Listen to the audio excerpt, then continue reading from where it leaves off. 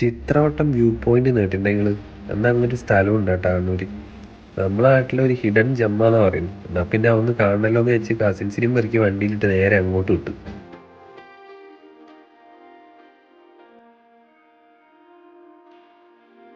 വൈകുന്നേരം ഒരു 5:30-6 മണിയാകുമ്പോൾ നമ്മൾ അങ്ങോട്ടേക്ക് പോയത്.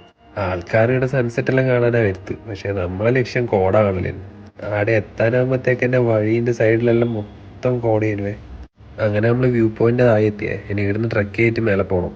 പക്ഷെ ഇതിന്റെ താഴെ തന്നെ ഒരു രക്ഷയില്ലാത്ത വ്യൂ ആട്ടാ. ചെറിയ മഴയും കോടയും എല്ലാം ആയിട്ട് വല്ലാത്തൊരു ക്ലൈമറ്റ്.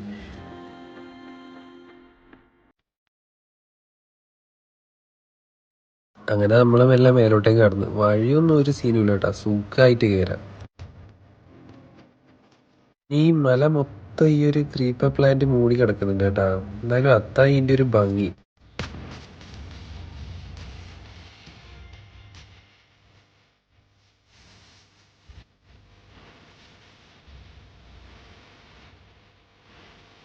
ഇത് മേലെ എത്തിക്കഴിഞ്ഞാൽ നമ്മളൊരു മേഘത്തിന്റെ ഉള്ളിൽപ്പെട്ട ഒരു ഫീലാട്ടാ. അതിന്റെ അപ്പുറത്ത് എന്താന്ന് കാണുന്നില്ല, അത്രയും കോടയാ.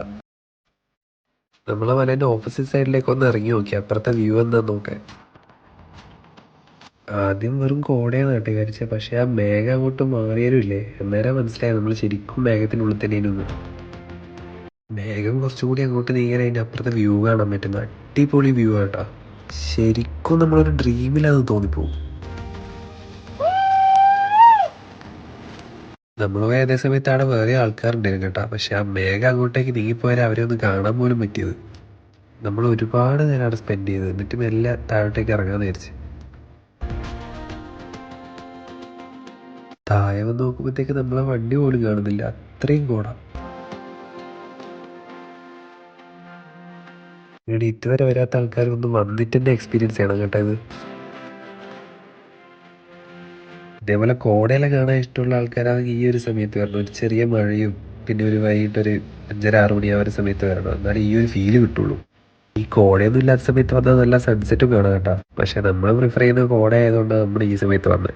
എന്നാലും ഈ സ്ഥലത്ത് വന്നാൽ അത്രയും വേർത്തേനും. അപ്പം ശരി, ബൈ.